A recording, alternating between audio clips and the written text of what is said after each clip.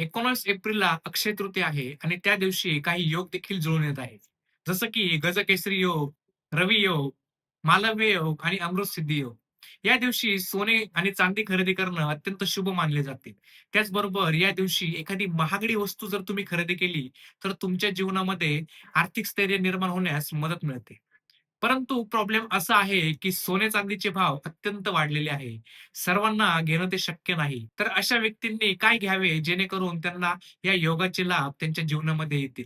सर्वप्रथम तुम्ही या दिवशी चांगल्या क्वालिटीचे तांदूळ घेणं गरजेचं आहे. जे तुमच्या हिशोबाने तुम्ही 5 किलो, 10 किलो घेऊ शकता.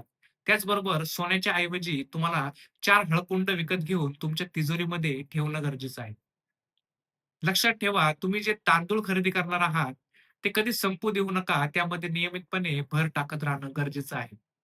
या उपायांनी तुमच्या जीवनामध्ये आर्थिक स्थैर्य आणि नवीन अपॉर्च्युनिटी येण्यासाठी तुम्हाला नक्कीच मदत होणार आहे. तर अशाच माहितीपूर्ण व्हिडिओसाठी आणि साध्या सोप्या परंतु प्रभावी टिप्ससाठी मला नक्की फॉलो करा आणि यानंतर तुम्हाला कोणती माहिती हवी आहे, ते मला कमेंटमध्ये नक्कीच टाइप करून कळवा. धन्यवाद.